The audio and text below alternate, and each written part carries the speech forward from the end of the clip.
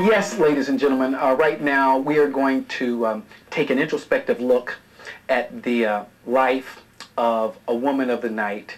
And I think it will move you. It's captivating, it's profound, it's thought-provoking and provocative. So without further ado, ladies and gentlemen, I would like you to meet and greet the founder and president of Ashley Entertainment, Miss Mercedes Ashley. Mercedes, welcome to the Let's Talk Success show. That's all. Let's talk success. And ladies and gentlemen, right before we get into the heat and the heart of this discussion, we have a little public service announcement we would like you to observe. This is adult entertainment. This is your freedom. This is censorship. Get.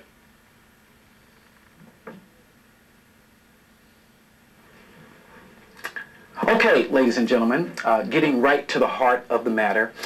Mercedes, I would like to first enter into our discussion by you actually telling our viewers how and what happened during the course of your life earlier on before you were, introduced to this industry. What type of life did you have as a young person coming up? Most of my life, it was a hard life. It was basically why I got into the industry was through abuse as a childhood. Heavy abuse, hard abuse. Really? What type of abuse are you speaking about? Sexual abuse. Okay. Physical abuse. Okay. And this from family members, friends, or a collective? Collective. Oh, it was the collective. Yeah. And, okay. So as all of that was going on, what actually then introduced you to the industry? I mean, what was the motivating factor? I mean, how did that actually transpire at such a young age? In order for me to break away from the abuse, I had to leave my home. So I had to run away. So I ran away and I escaped from the abuse. And in order to take care of myself, because I left home at such a young age, which was 14 at the time, I had to find ways to survive, because there was no way they were going to give a 14-year-old a job. So I had to take it to the streets, which was the only way that I knew how. Okay, now, was that something that you just derived yourself? I mean, did you think of yourself, or did you know someone, or...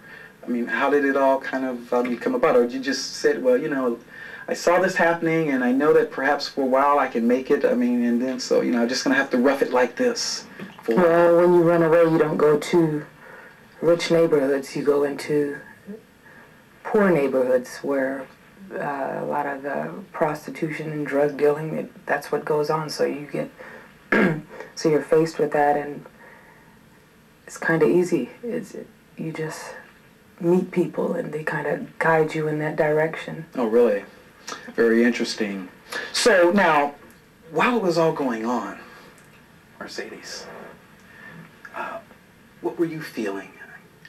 I mean, did you feel that, okay, well, I know they say don't, but, what else is a person supposed to do? I mean, so how did that make you feel? I mean, did you have like a sense that it was either morally or ethically correct or incorrect? Or did you just think, okay, well, this is just a vehicle for helping me survive right now? I didn't care what people thought at that time, because I was a teenager, of course, and all I was thinking at the time was, I have to survive. I have to have shelter over my head, food to eat, clothes on my back. So I did what I had to do, and I didn't think anything about it. But it was hard. I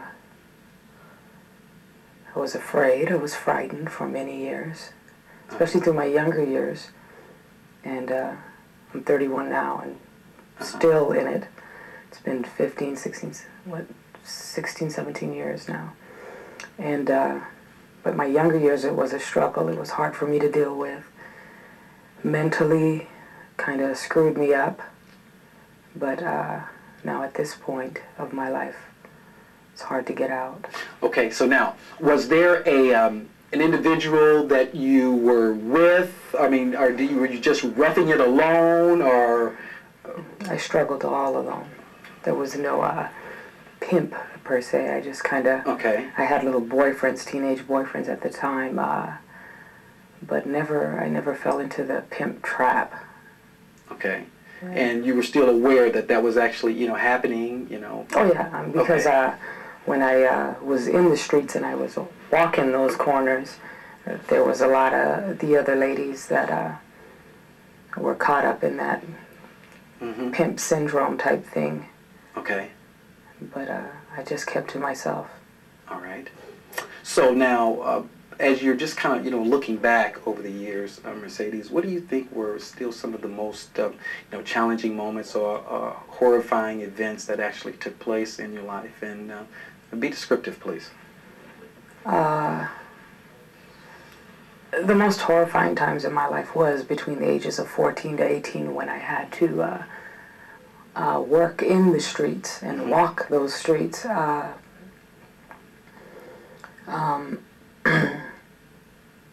I've been raped a few times. I've had people throw me in cars and take me to dark places and kind of... They didn't want to pay. Okay. They didn't want to pay. They wanted it for free. So. All right. Well, there is. I was at knife Jungle point. syndrome. I survived. I'm here. I can't believe I'm here, but I'm here. Congratulations. Thank God for Little that. do